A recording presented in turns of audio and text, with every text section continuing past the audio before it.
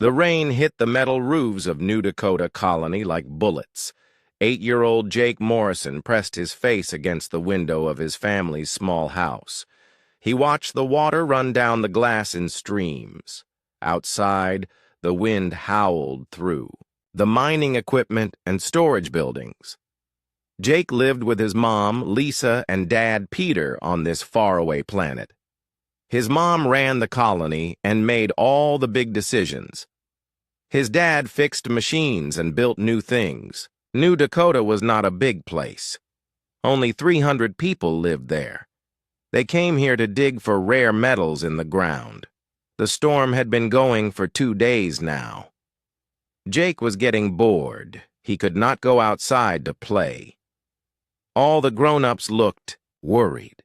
They kept checking their computers and talking in quiet voices. "Jake, come away from the window," his mom said. She was looking at a big screen that showed the whole colony. Red lights blinked on the map. "The storm is making our shields weak."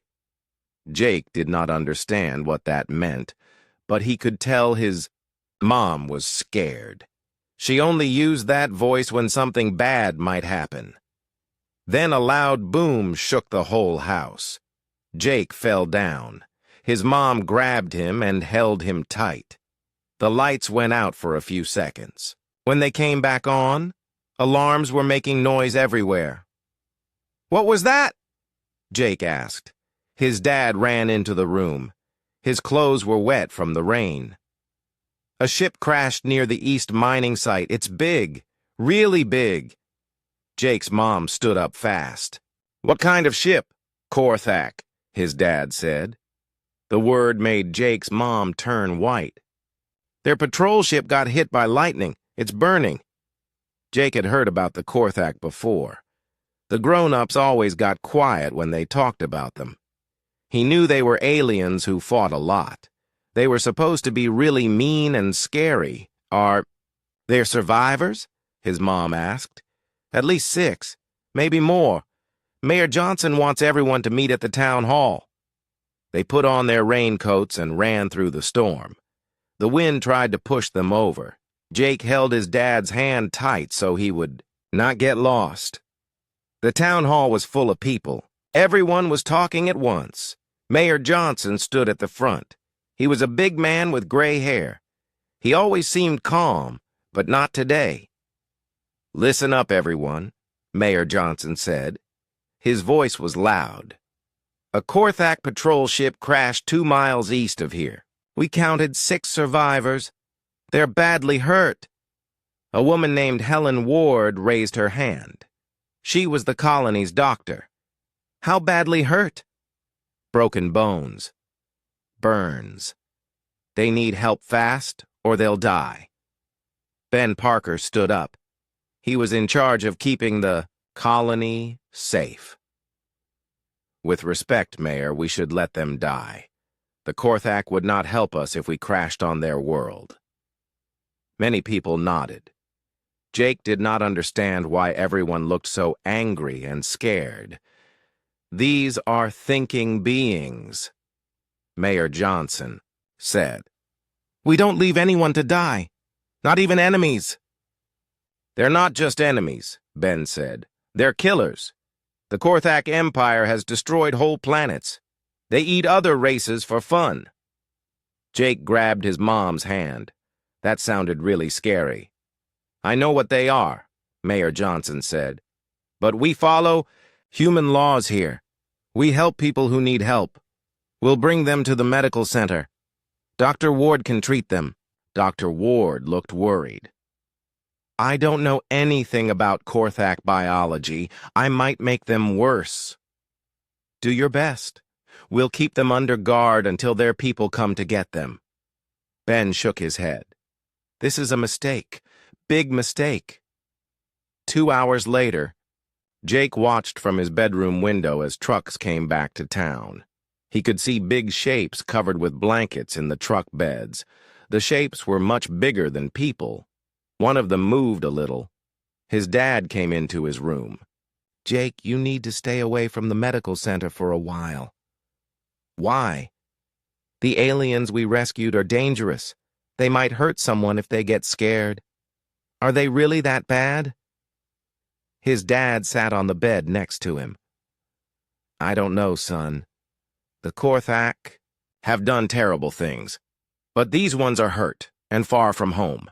Sometimes even bad people can change. That night, Jake could not sleep.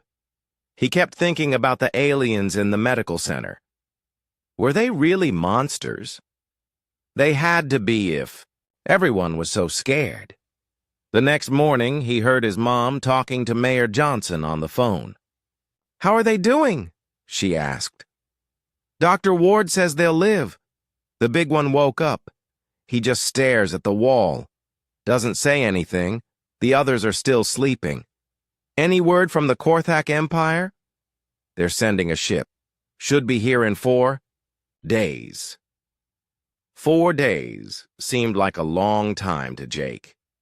He wondered what the aliens looked like. Were they as scary as everyone said?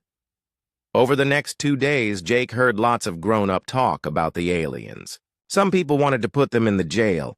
Others thought they should let them go free in the colony. Everyone argued about what to do. Dr. Ward came to visit Jake's family for dinner on the second night. She looked tired. How are our guests? Jake's mom asked. Strange, Dr. Ward said. The big one, the leader, I think, he's healed faster than should be possible. But he just sits there. He watches everything. Like he's waiting for something. Waiting for what? Jake asked. Dr. Ward looked at him.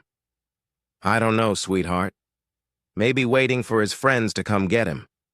Maybe waiting for a chance to escape. Is he really a monster? Dr. Ward was quiet for a long time. He's different from us. Very different. But I've been watching him. When the other Korthak move around, he makes sure they don't fall or get hurt. That's not what a monster would do. Jake thought about that. Maybe the aliens were not as bad as everyone thought. Maybe they were just scared too. The next day, Jake made a decision. He was going to see the aliens for himself. He waited until his mom and dad were busy with work. Then he snuck out of the house. The medical center was not far away. 2 guards stood outside, but they were talking and not paying attention. Jake was small and good at hiding. He crawled around to the back of the building. There was a small window near the ground. Jake climbed up on a box and looked inside. What he saw made his eyes go wide. The biggest creature he had ever seen was sitting on a bed. It looked like a giant lizard that could walk on 2 legs.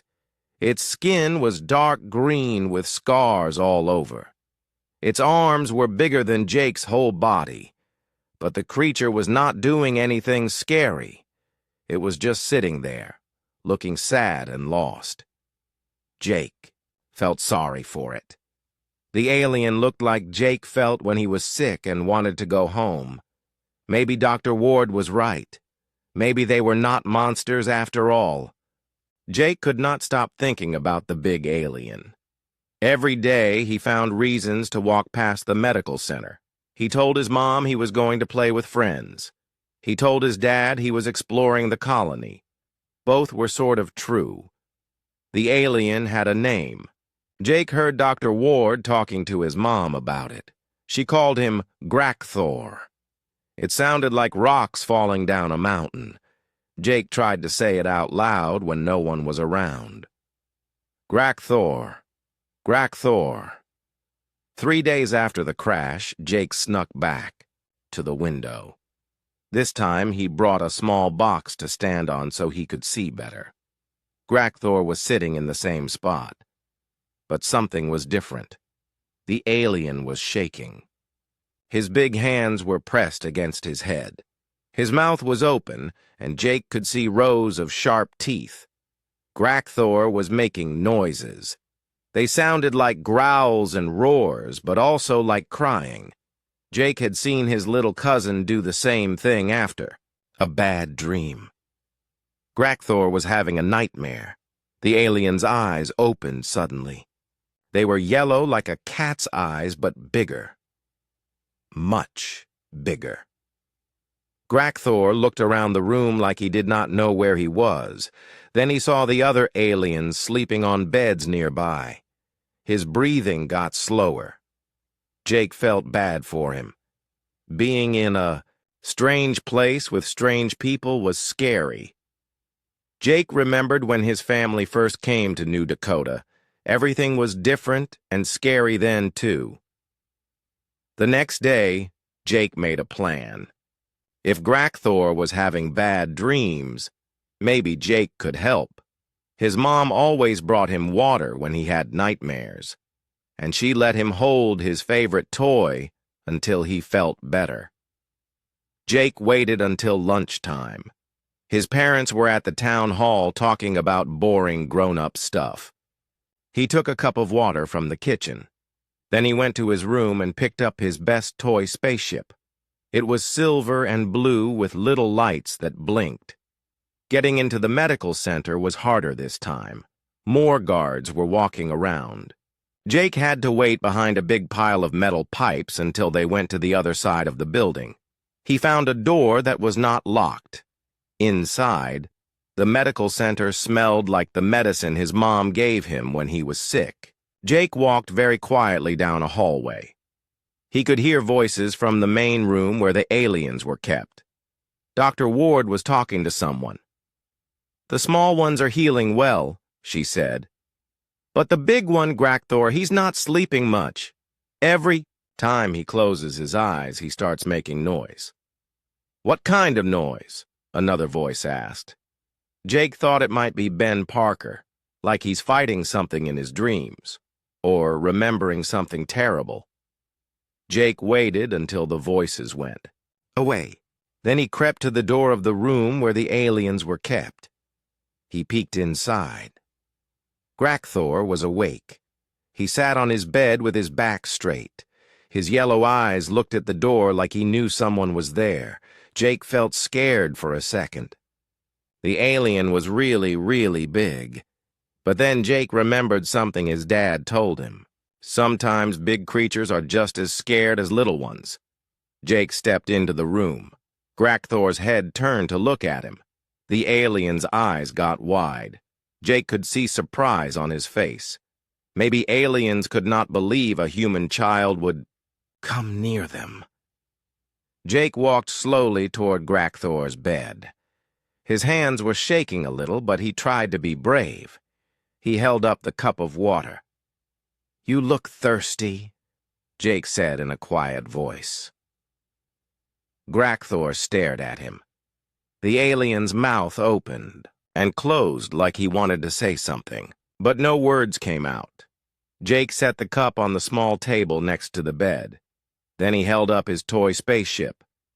"This is my favorite," Jake said. "It helps me feel better when I'm scared or sad.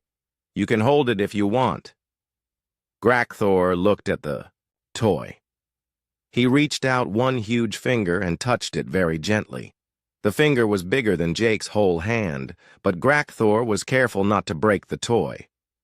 "It lights up," Jake said. He pressed a button and the spaceship's lights started blinking. Grakthor pulled his hand back fast like he thought it might hurt him. "It's okay," Jake said. "It's just for fun. See?" He made the spaceship fly around, in the air, making quiet whooshing sounds. For the first time, Grakthor's face changed. The corners of his mouth moved up a little. Jake thought it might be a smile. Jake set the spaceship on the table next to the water. "You can keep it until you feel better." Grakthor reached out again. This time he picked up the cup of water. His hands were so big that the cup looked tiny. He drank all the water in one gulp. Then he picked up the spaceship and held it in his palm. The alien looked at Jake for a long time. Then he said something in his own language. It sounded like, "Rocks grinding together but not angry rocks. Gentle rocks." "I don't understand," Jake said. "But you're welcome." Grakthor pointed to himself and said, Grakthor. Then he pointed to Jake and made a questioning noise. Jake, the boy said, pointing to himself. My name is Jake. Jake, Grakthor repeated. His voice was deep and rough, but he said the name, carefully, like it was important. Jake heard footsteps in the hallway. He had to go before someone caught him. I have to leave now, he whispered. But I'll come back tomorrow. Grakthor nodded. He understood even though they did not speak the same language. Jake snuck out the same way he came in. When he got home, his parents were still at their meeting. They never knew he was gone. That night at dinner, Dr. Ward came to visit again. She looked surprised about something. Strangest thing happened today, she told Jake's parents. The big Korthak, Grakthor, he was calm all afternoon. Usually he's tense and ready to fight, but today he just sat there, holding something small in his hand. What was he holding? Jake's mom asked. I couldn't see clearly. Something small and silver. He was very protective of it. Jake tried not to smile. He was happy that his spaceship was helping Grakthor feel better. Maybe he found something from his ship, Jake's dad said. Dr. Ward shook her head. We checked everything they had when we brought them in. This was something new. The next day, Jake went back to visit Grakthor. This time he brought a picture book about space adventures. Grakthor was holding the toy spaceship when Jake arrived. The alien's face looked happier than before. Jake, Grakthor said when he saw him. The alien's voice was getting better at saying human words. Jake sat in a chair next to the bed. He opened the picture book and started telling Grakthor about the pictures. The alien listened carefully, even though he probably did not understand most of the words. When Jake pointed to a picture of a family of space explorers, Grakthor made a sad noise. He pointed to the picture, then to himself. Do you have a family? Jake asked. Grakthor nodded. He held up 2 fingers, then pointed, far away. 2 family members? Far away? Grakthor nodded again. His yellow eyes looked sad. Jake felt sorry for him. Grakthor missed his family just like Jake would miss his mom and dad. From that day on, Jake visited Grakthor every afternoon. They could not talk much, but they did not need to. Jake told stories, and Grakthor listened. Sometimes Grakthor would draw pictures in the air with his finger, trying to tell Jake about his home world. Jake learned that Grakthor was not a monster.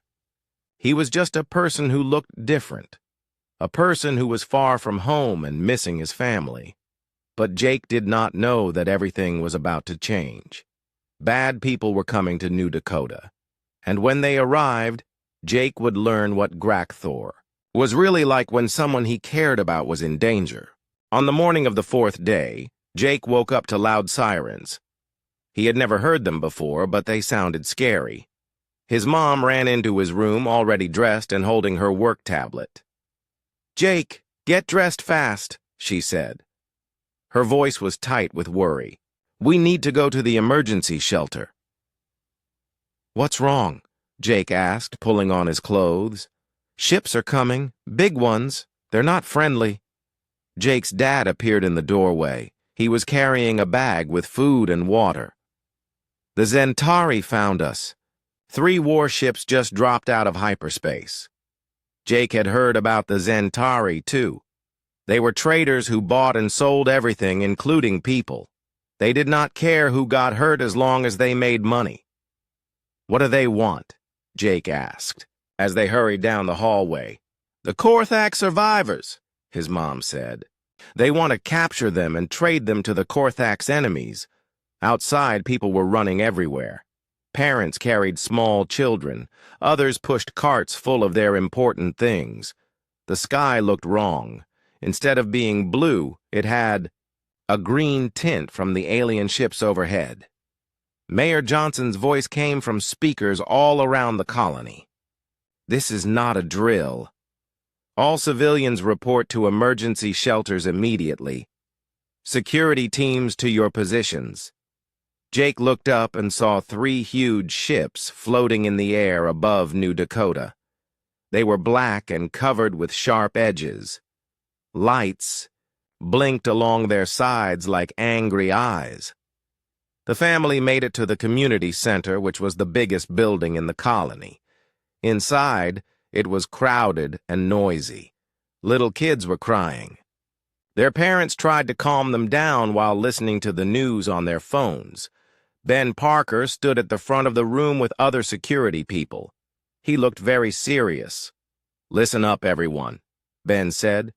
"The Zentari have demanded we hand over the Korthak survivors. Mayor Johnson refused. They're giving us 1 hour to change our minds." A woman near Jake raised her hand.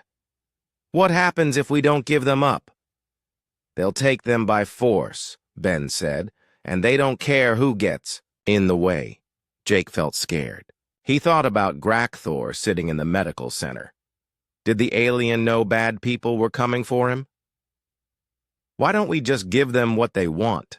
someone else asked. Mayor Johnson walked into the room.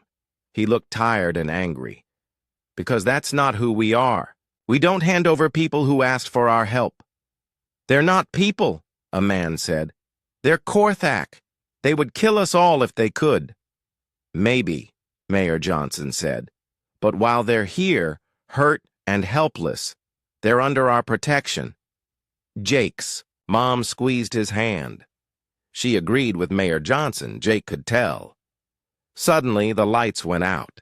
Emergency lighting came on, making everything look red. Through the windows, Jake could see bright flashes in the sky. "They're shooting at our shields," Ben said into his radio. "How long can we hold them?" A voice crackled back through the radio.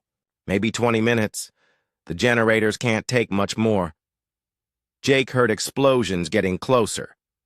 The building shook. Some people screamed. Mayor Johnson got on his radio.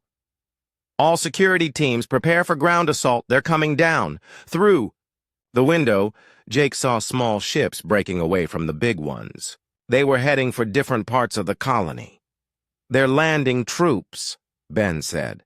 "They'll search every building until they find the Korthak." Jake's dad put his arm around Jake and his mom. "We'll be okay.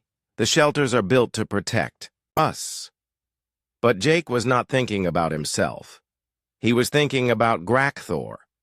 What would happen when the bad aliens found him? Would they hurt him? Would they take him away? More explosions shook the building. The emergency lights flickered.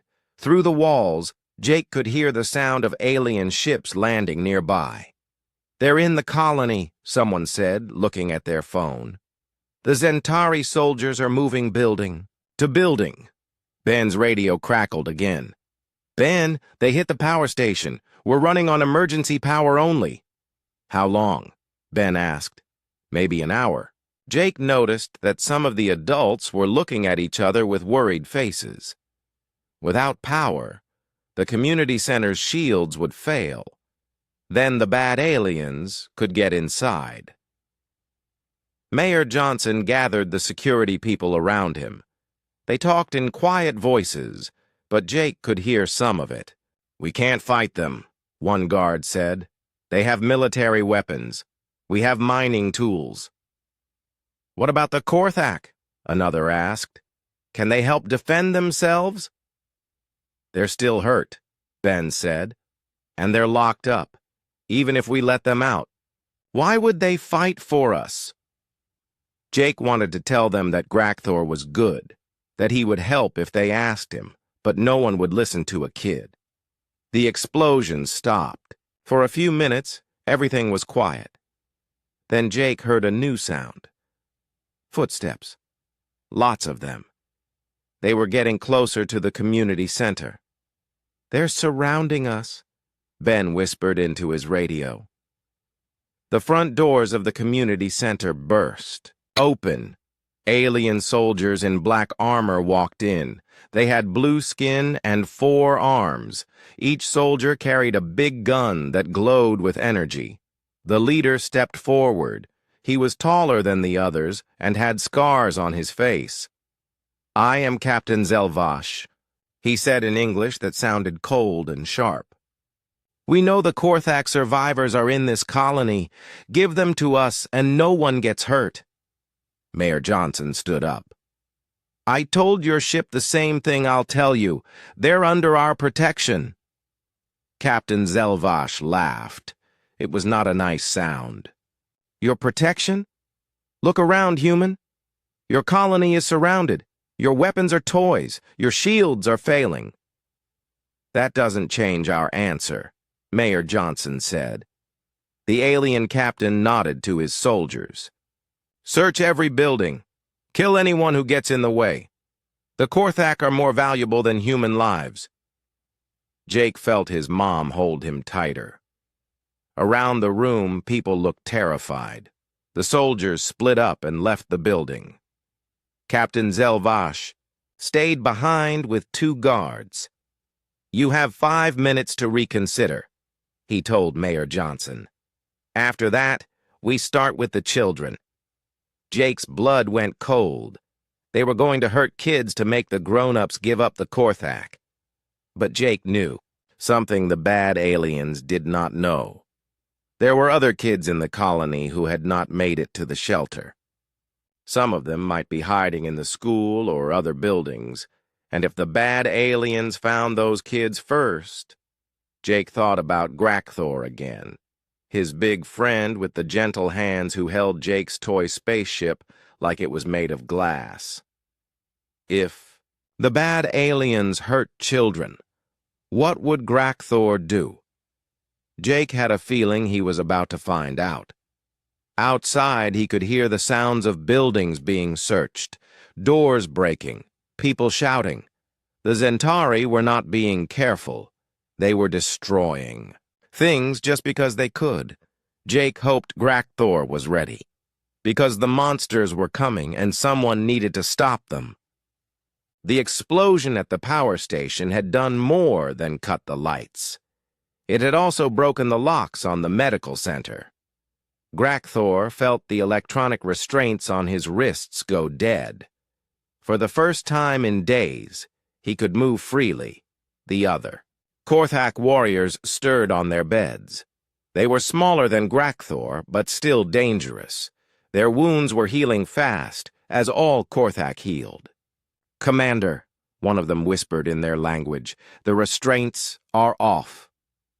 Grakthor sat up slowly. His massive frame cast a shadow across the room in the dim emergency lighting. He could hear explosions outside and the sound of ships landing. "Zentari," he growled. His people had fought the blue-skinned traders many times. They were cowards who used numbers and technology instead of honor. "What are your orders?" another warrior asked. Grakthor stood up. His full height made him tower over the beds. "We escape, find a ship, return to the Empire." It should have been simple. Korthak warriors were trained to survive and escape. These humans had been foolish to help them, but that was not Grakthor's problem. He moved toward the door, then stopped. On the small table next to his bed sat Jake's toy spaceship. The little lights were still blinking. Grakthor picked it up carefully and held it in his palm.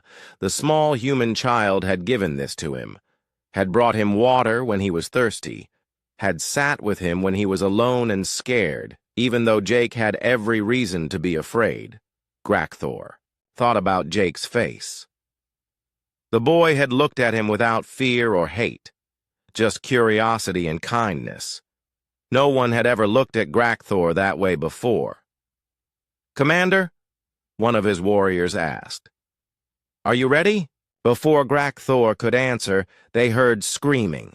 It was coming from the direction of the community center. Human voices, children's voices.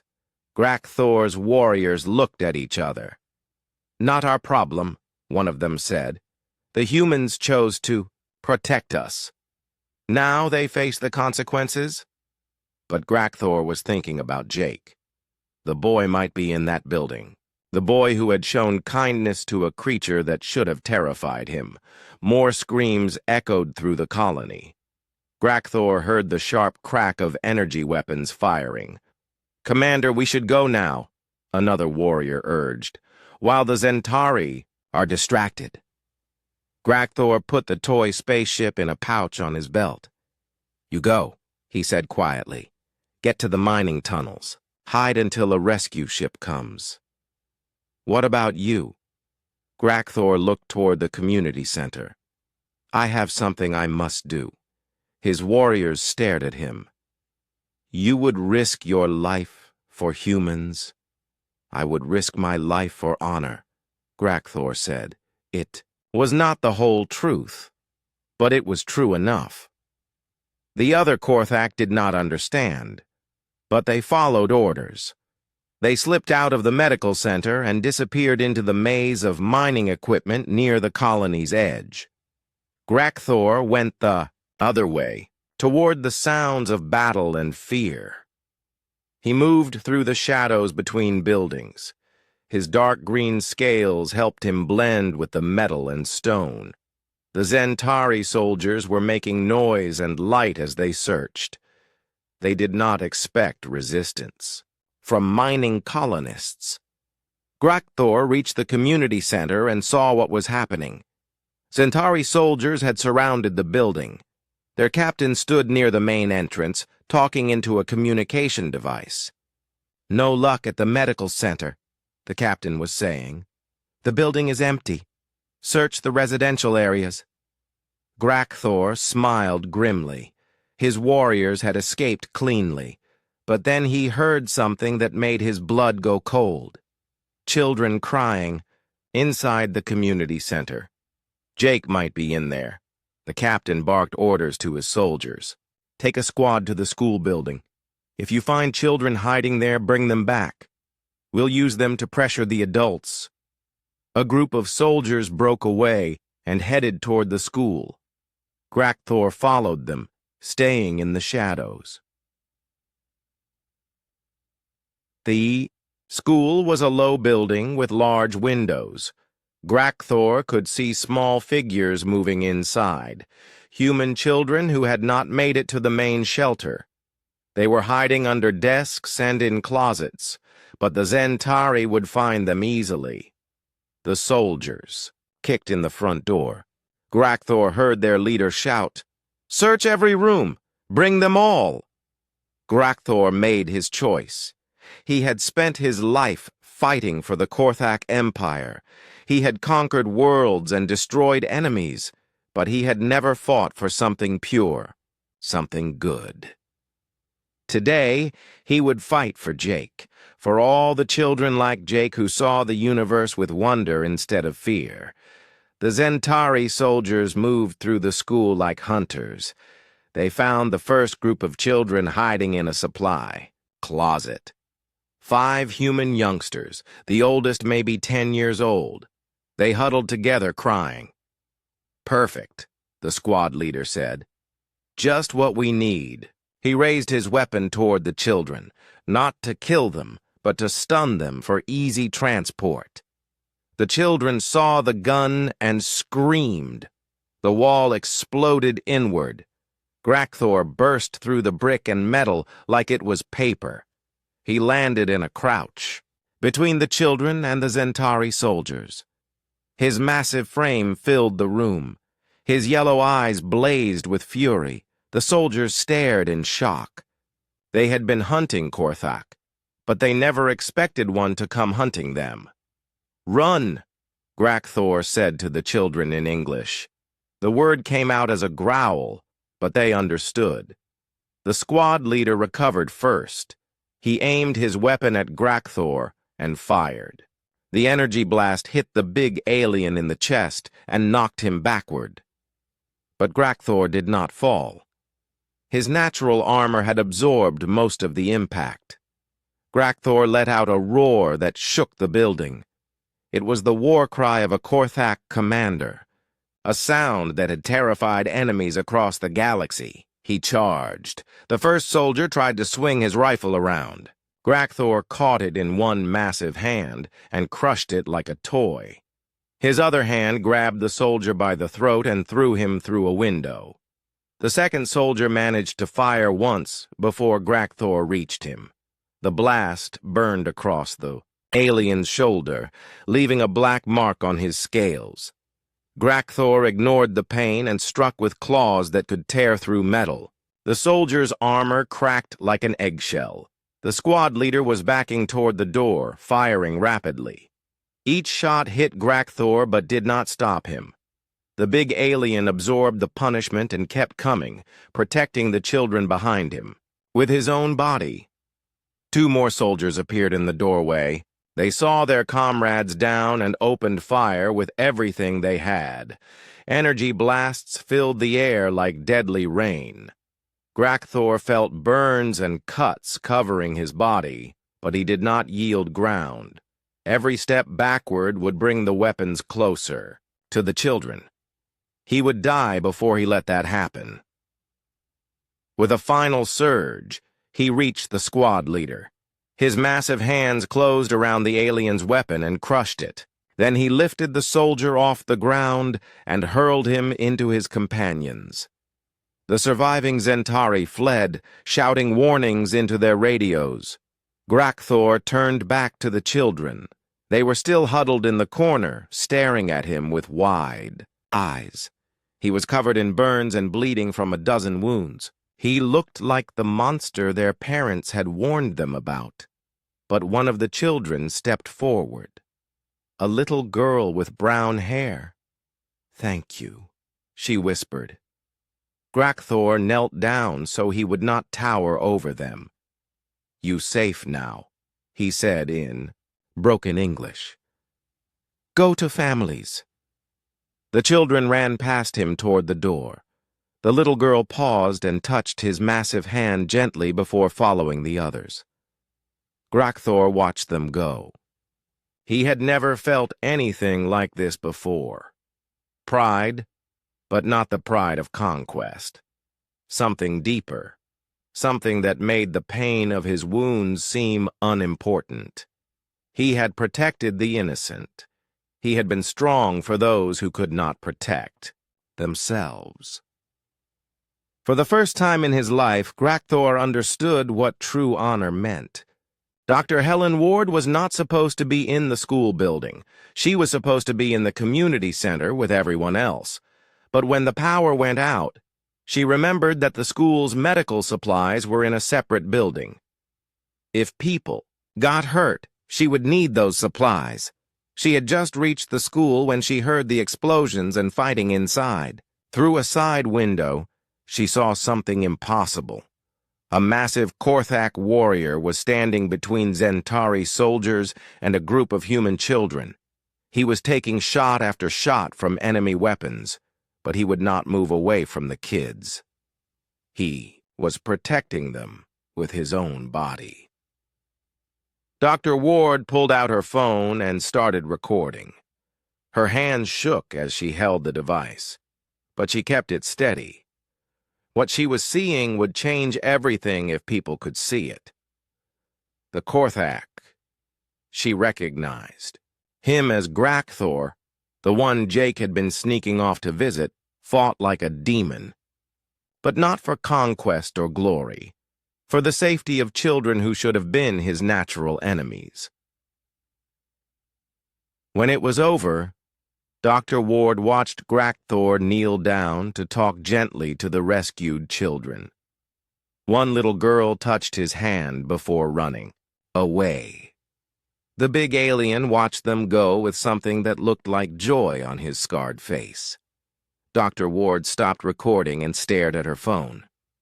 The video was 3 minutes and 27 seconds long. It showed the most feared warrior species in the galaxy protecting human children from other aliens who wanted to hurt them. She had to show this to people. But first, she had to help Grakthor. He was badly wounded and losing blood. Dr. Ward climbed through the broken wall where Grakthor had made his entrance. The big alien was sitting on the floor, breathing heavily. Burns covered his arms and chest. His natural armor had protected him from the worst damage, but he still needed medical attention. "Grakthor," she said softly. He looked up at her. His yellow eyes were tired but alert. "Dr. Ward, children safe?" "Yes, thanks to you. You saved them."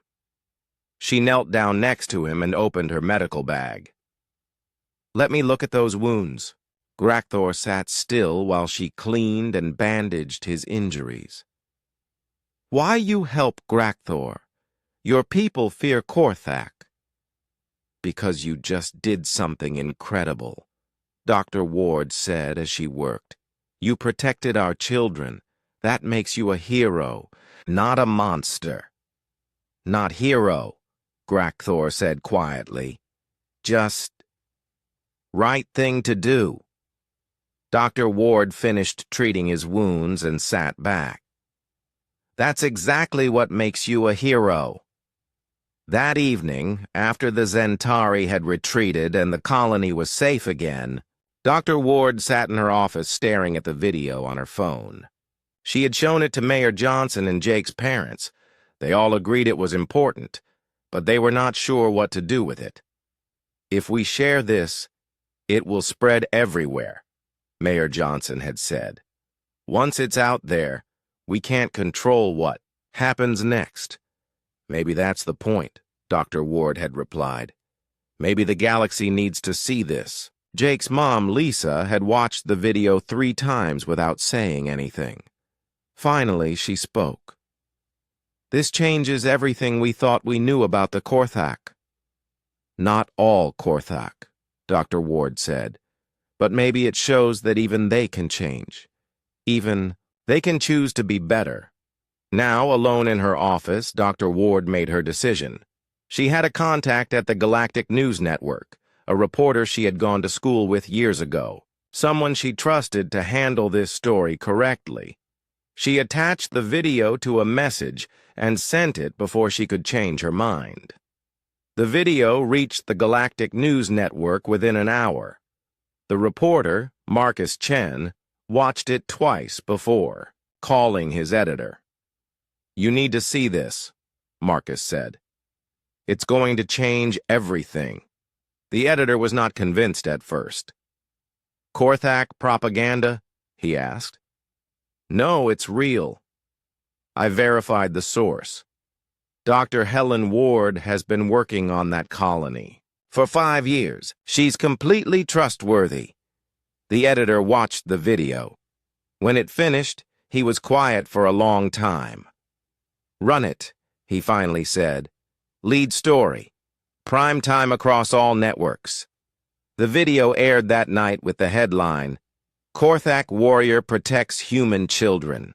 Within minutes, it was the most watched news story in galactic history.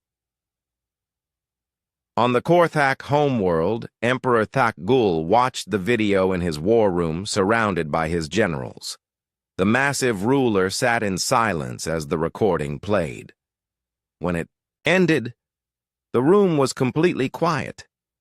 "Is this real?" the Emperor asked. General Mordak, his military commander, nodded grimly. "We confirmed it through our own sources. Commander Grakthor chose to protect human children instead of escaping. He violated everything we teach," another general said. "Korthak do not protect the weak. Korthak do not sacrifice for lesser species." Emperor Thak-Gul stood up slowly. He was even larger than Grakthor, his scales black with age and countless battles. "Then perhaps what we teach is wrong." The generals stared at their emperor in shock. "Look at the video again," Thak-Gul commanded. "Look at Grakthor's face when the children run to safety. Have any of you ever felt pride like that? Joy like that?" "He shows weakness," General Mordak protested. "Does he?" the Emperor asked. He stood against multiple enemies armed with energy weapons. He took every shot they fired and did not yield ground. How is that weakness? Because he fought for others, not for himself or the Empire. Emperor Thak Gul walked to the great window that looked out over his capital city.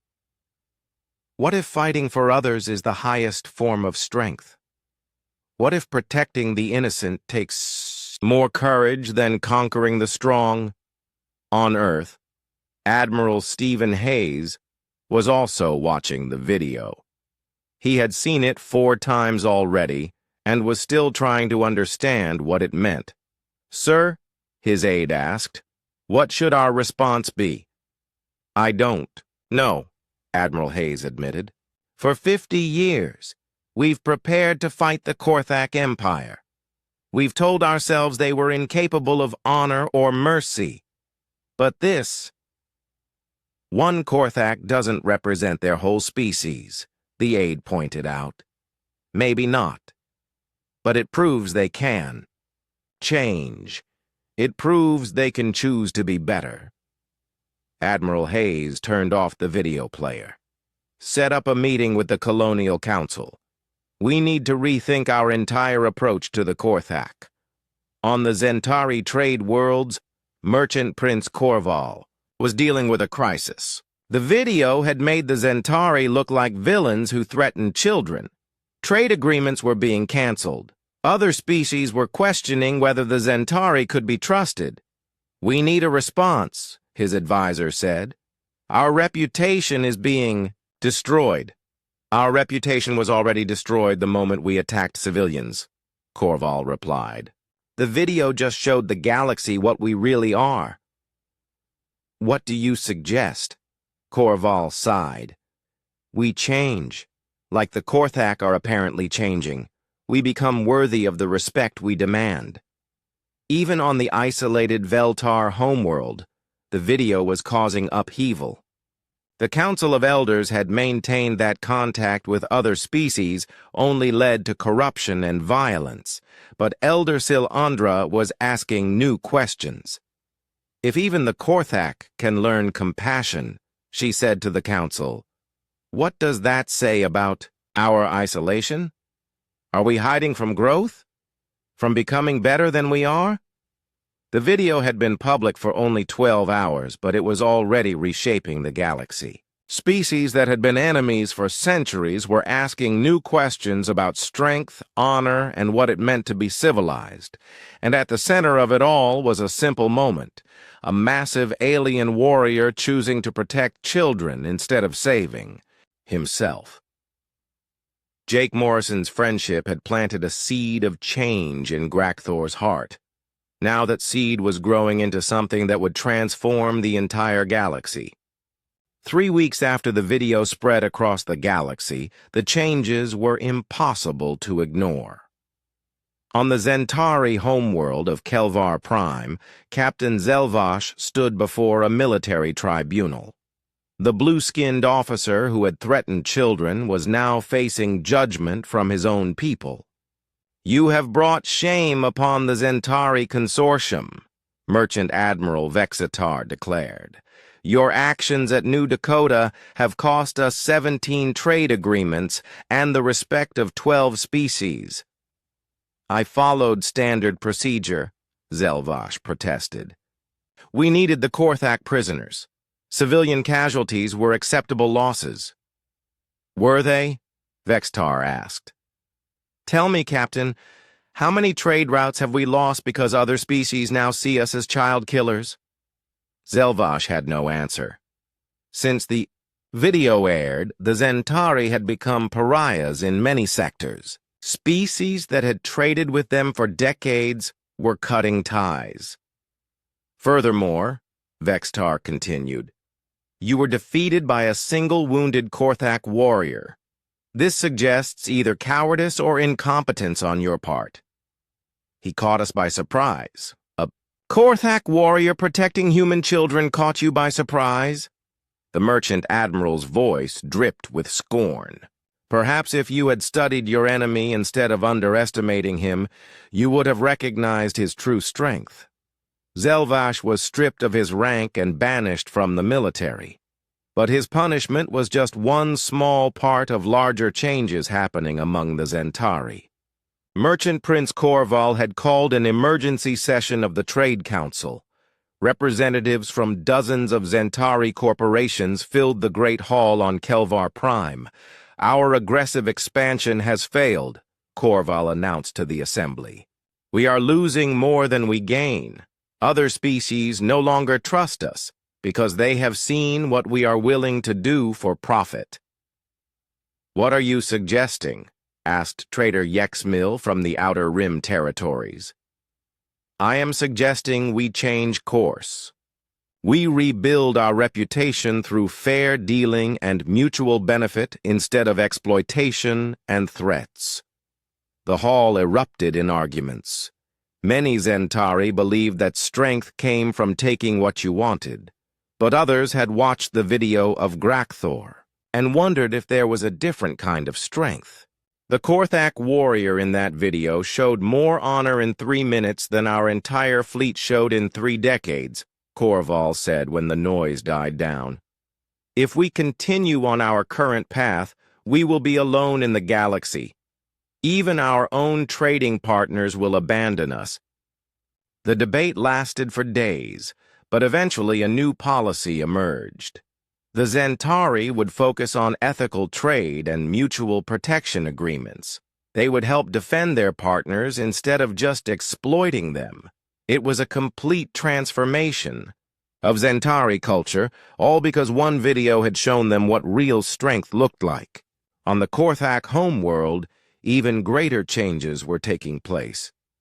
Young warriors across the Empire were questioning everything they had been taught. Braktos was a newly graduated warrior assigned to the Imperial Guard. He had watched the video of Grakthor dozens of times. Each viewing made him ask new questions about what it meant to be strong. "Why is protecting children considered weak?" he asked his training officer, Korvan. "Because it shows mercy to potential enemies," Korvan replied. But his voice lacked conviction. The children Grakthor protected were not enemies. They were innocent. "There are no innocents in war, young warrior." Braktos thought about that. "Then what are we fighting for? If there are no innocents to protect, what is the point of strength?" Korvan did not have a good answer. Similar conversations were happening all across the Korthak Empire. Warriors who had spent their lives learning to conquer were now wondering if there was something better to do with their strength. The changes reached the highest levels of government when Emperor Thakgul called for a meeting of the War Council. The massive ruler sat on his stone throne, looking down at his generals and advisors. "The video from New Dakota has created unrest among our warriors," General Mordak reported. "Many are questioning our traditional teachings." "Good," Emperor Thakgul said simply. The generals stared at him in shock. "For too long, we have confused strength with cruelty," the Emperor continued. "We have taught our young that mercy is weakness, but Commander Grakthor showed us something different." "My lord," General Torgosh protested, "if we show mercy to our enemies, they will see us as weak. They will attack us." "Will they?" the Emperor asked. "Or will they respect us? The humans of New Dakota could have left Grakthor to die. Instead, they protected him. When the time came, he returned that protection. Which approach created more strength? Their mercy or the Zentari's threats?" The room fell silent as the generals considered this. "I am ordering a new doctrine for the Empire," Thakgul announced. "We will still be warriors. We will still be strong. But our strength will be used to protect the innocent, not to conquer the weak." General Mordak found his voice. "My lord, that would change everything about who we are." "Yes," the Emperor said with satisfaction. "It would make us better." The new doctrine spread through the Korthak military like wildfire. Some older warriors resisted, but the younger generation embraced it eagerly. They had seen Grakthor's joy when the children ran to safety. They wanted to feel that kind of purpose in their own lives. Meanwhile, on the isolationist Veltar homeworld, the Council of Elders was facing its own crisis of faith. Elder Silandra stood before the assembled council, holding a datapad with the video from New Dakota. "We have watched this recording many times," she said to her fellow elders. "Each viewing raises the same question. If even the Korthak can learn and grow through contact with other species, what are we losing by remaining isolated?" Elder Morlin, the most conservative member of the council, shook her head. "Contact with aliens has always led to corruption and war. This one example does not change that truth." "Does it not?" Silandra challenged. "This video shows a Korthak warrior learning compassion from a human child. It shows enemies becoming protectors. How is that corruption? It is an anomaly, not representative of normal contact between species."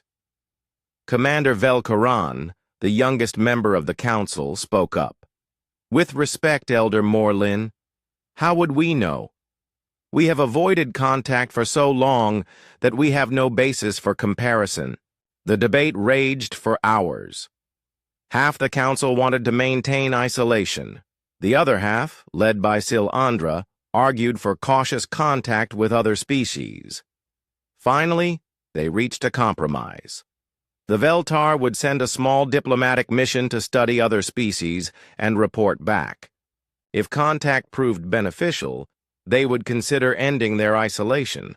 It was a small step, but it was the first time in 500 years that the Veltar had even considered leaving their homeworld.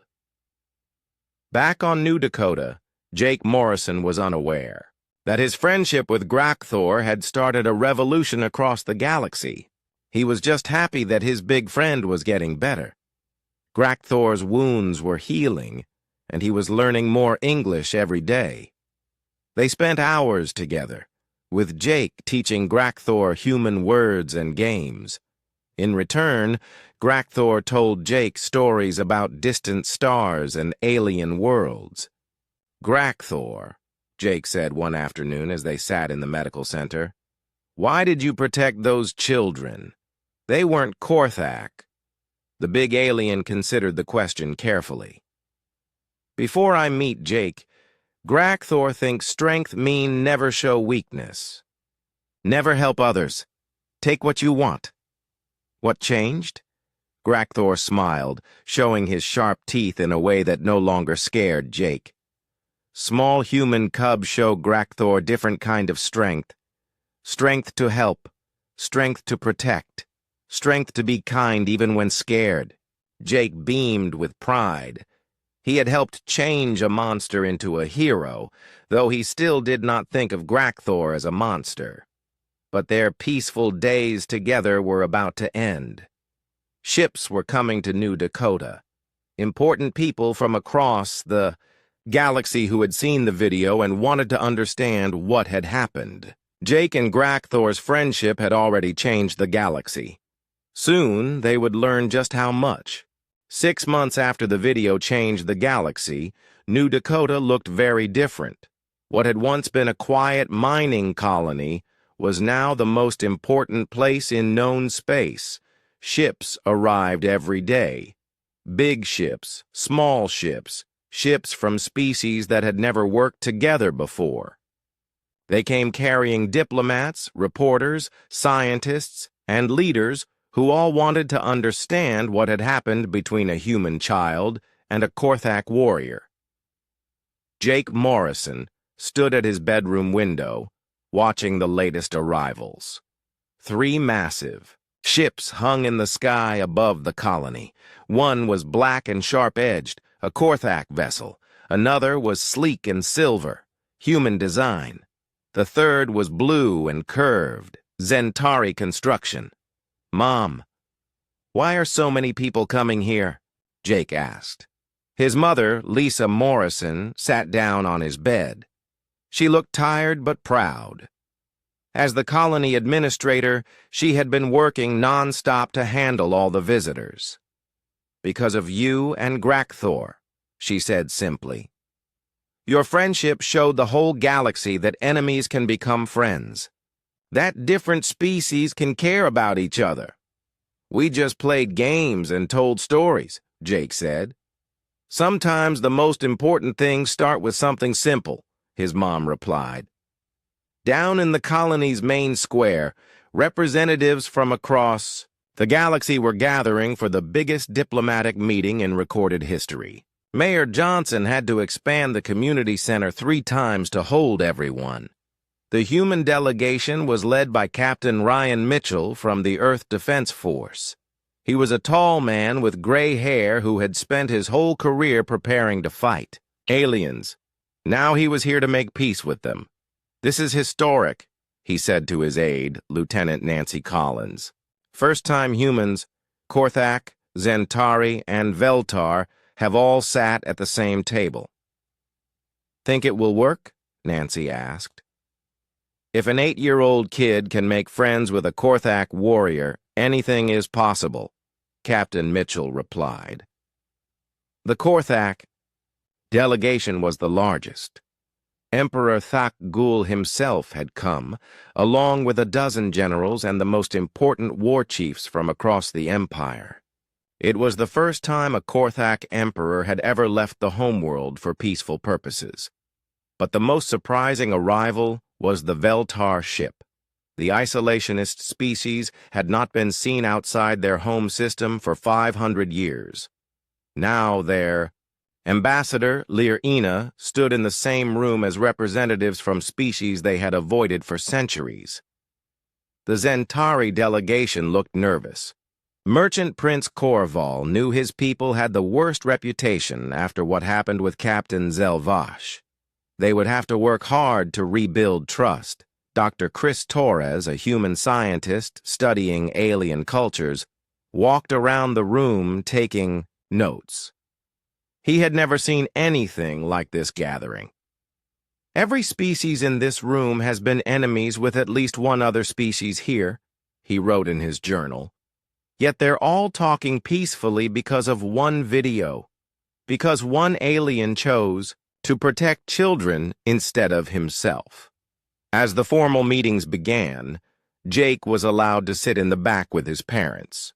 He was nervous about being around so many important people, but excited to see his friend again. Grakthor had fully recovered from his wounds. He wore new armor, but not the battle gear of a warrior. Instead, it was decorated with symbols of protection and honor.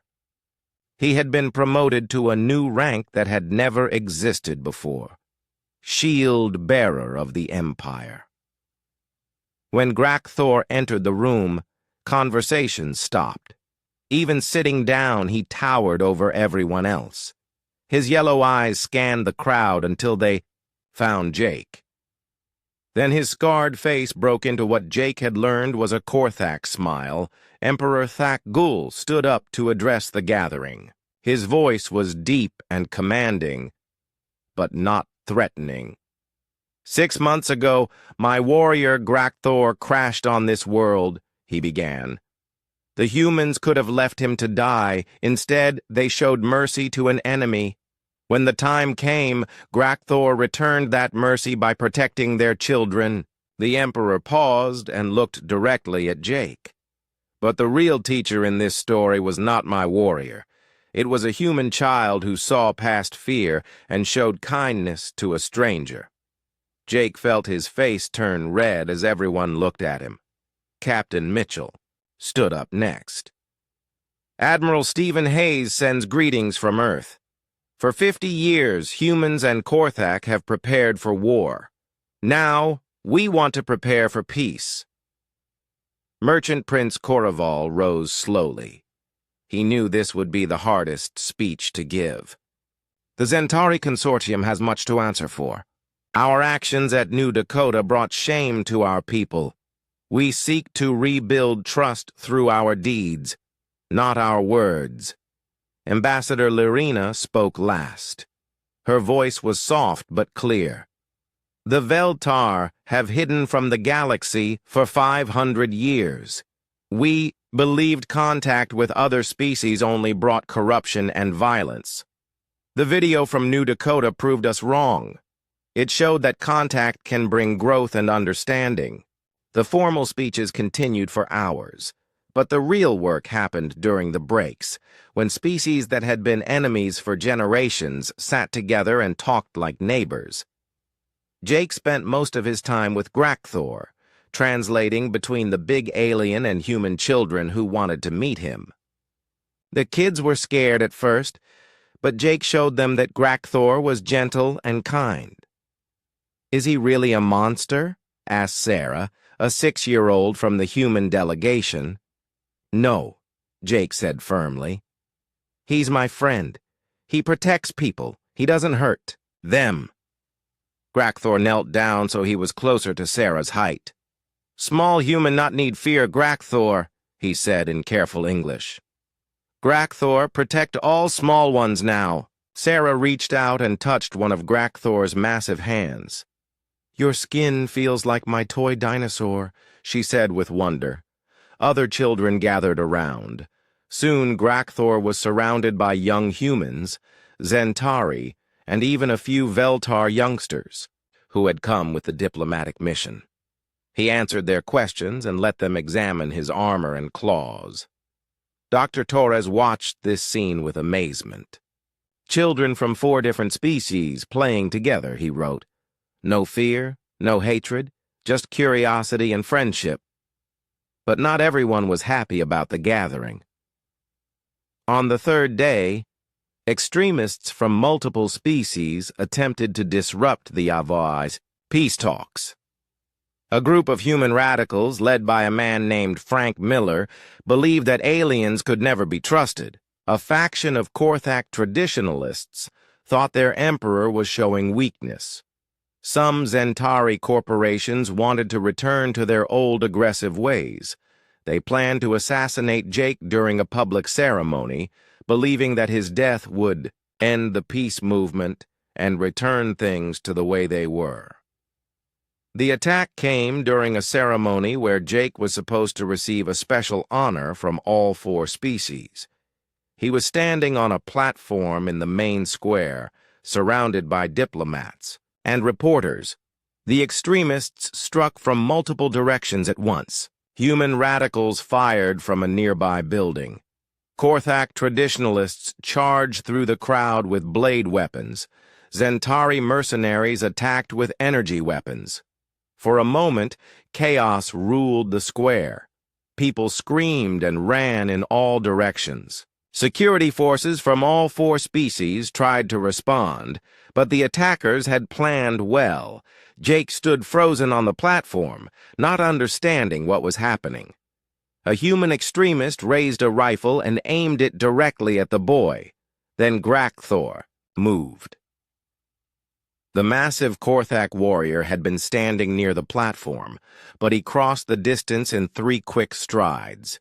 He threw himself between Jake and the gunman just as the weapon fired, but this time, Grakthor was not alone. Korthak warriors who had embraced the new way fought alongside human security forces. Zentari guards who had learned honor from Grakthors. Example protected innocent civilians. Even Veltar peacekeepers, armed for the first time in centuries, helped defend the gathering. The battle was brief but intense. When it ended, the extremists were defeated. More importantly, they had been defeated by cooperation between species that should have been enemies. Grakthor had taken another bullet protecting Jake, but his armor had absorbed most of the impact. He knelt down next to the boy who was crying, from fear and confusion. "Grakthor, okay?" the big alien said gently. "Jake's safe, always safe with Grakthor." Jake hugged his friend's massive arm. Around them, representatives from 4 different species were helping each other up and checking on wounded colleagues. Captain Mitchell looked around at the scene. Human medics were treating Zentari injuries. Korthak warriors were helping Veltar civilians find their families, former enemies working together as allies. "This is what peace looks like," he said to Ambassador Lyrina. "Yes," she replied, "and it's beautiful." That night, as medical teams treated the wounded and security forces questioned the captured extremists, the real leaders of the four species met in private. Emperor Thakagul spoke first. Today proved that some will always choose fear over hope, but it also proved that hope is stronger when we stand together. "The extremists came from all our peoples," Merchant Prince Korval admitted. "This is not just about relations between species. It's about the battle between old thinking and new thinking within each of our societies." Ambassador Lyrina nodded. "Change is never easy. But today showed us that change is possible and worth fighting for." Captain Mitchell looked out the window. At Jake's house, where the boy was probably sleeping peacefully, protected by guards from 4 different species. "That kid doesn't know he started a revolution," he said. "Perhaps that's why it worked," Emperor Thakgul replied. "Revolution began with simple kindness, not with politics or treaties. Just one small. 1 year later, Jake Morrison was 9 years old and the most famous child in the galaxy. But to him, New Dakota still felt like home.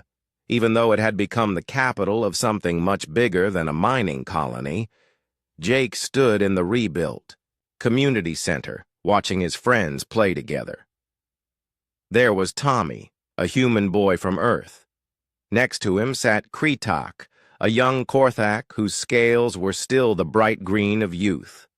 Zara was a Zentari girl with blue skin and 4 arms that made her amazing at catch, and Celia was a Veltar child who glowed softly when she was happy. They were all playing with Jake's old toy spaceship, the same one he had given to Grakthor over a year ago.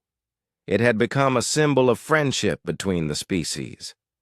"Jake, it's your turn," Tommy called out.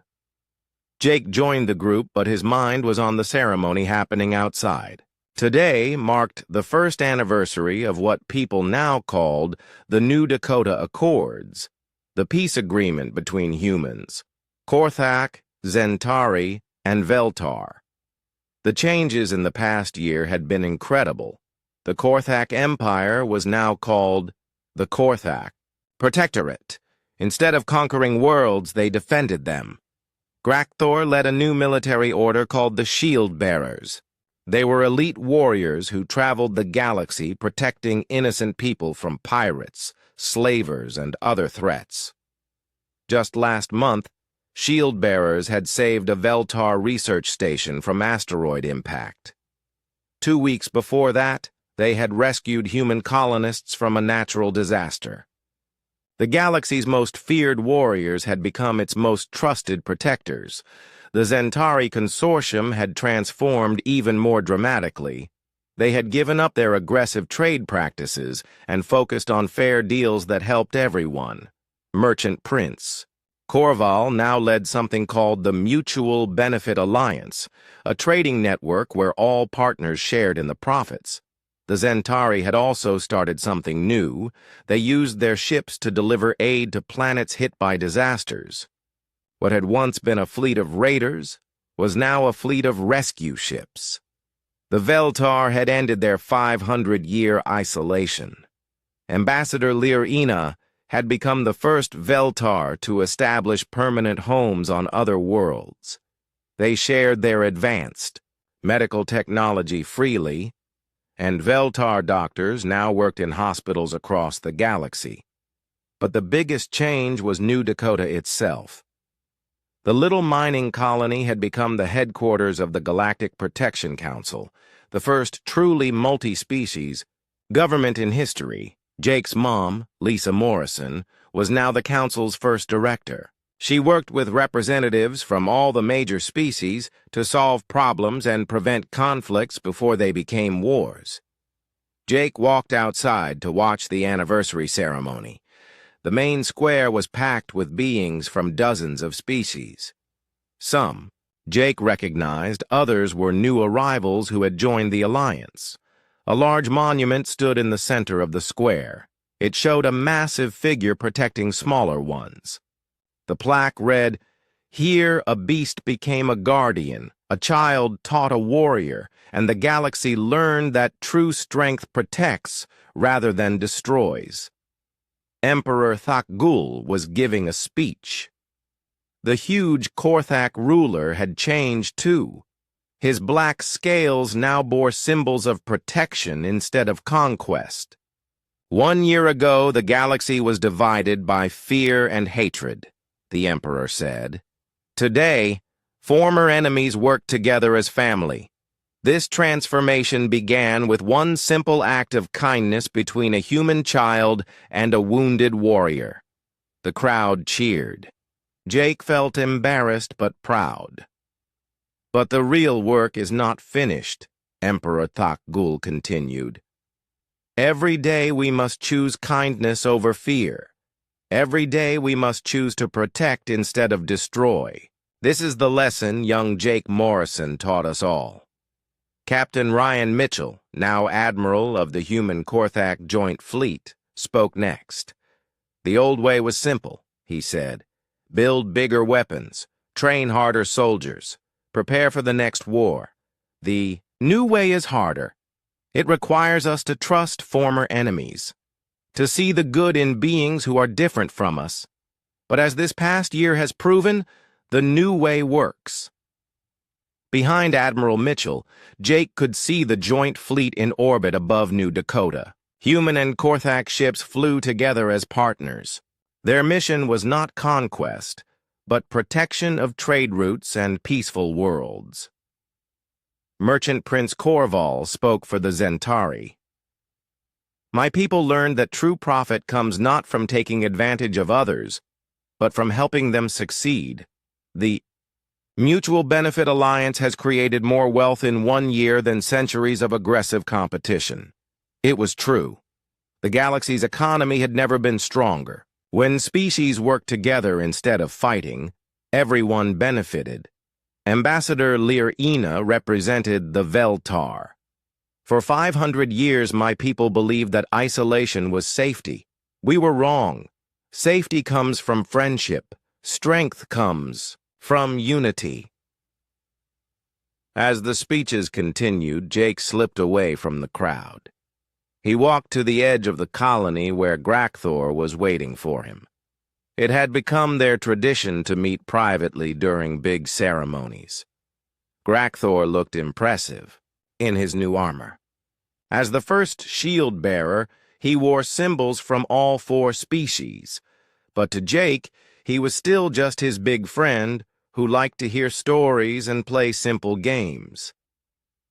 "Hello, small friend," Grakthor said in English that had become much better over the year. "Hi, Grakthor. How was your last mission?"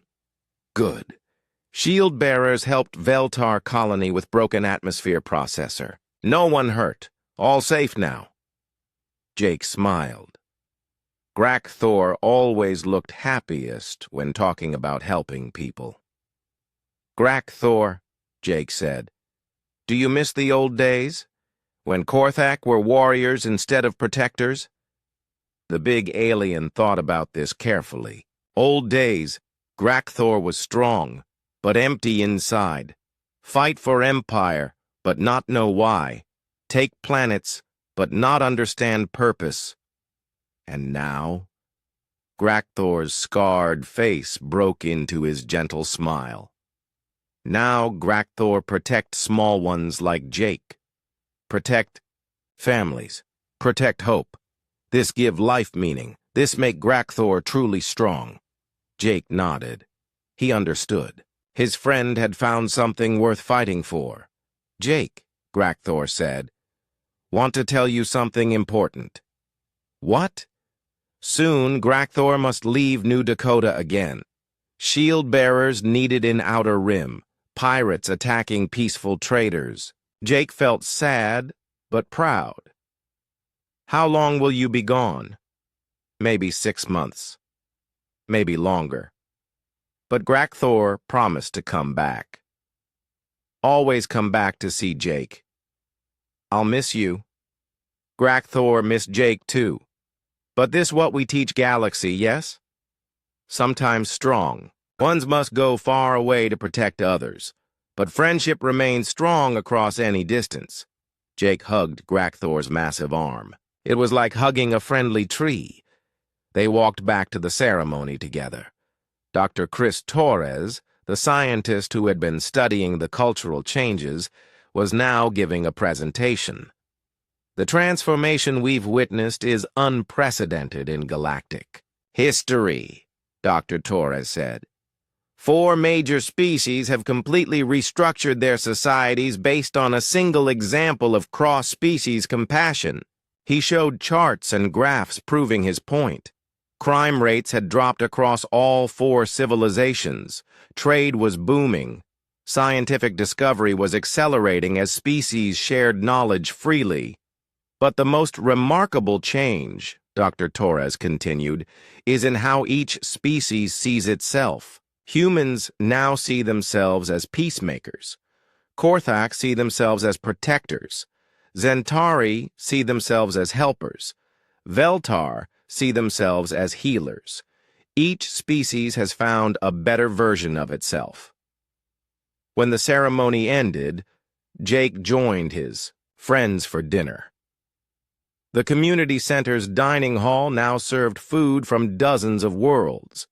Tonight's menu included human hamburgers, Korthak roasted vegetables, Zentari fruit salads, and Veltar nutrition cubes that somehow tasted like chocolate. As they ate, Jake listened to his friends talk about their homes and families. Tommy described Earth's great cities. Kretak told stories about the warrior training he would start when he got older, training that now focused on protection instead of conquest. Zara talked about her family's new trading business that helped poor planets buy medical supplies. Celia shared news from Veltar research stations that were developing cures for diseases. "What do you want to be when you grow up, Jake?" Celia asked. Jake thought about it. A year ago, he would have said spaceship pilot or scientist. Now he had a different answer. "I want to be like Grakthor," he said. "I want to protect people who need help. That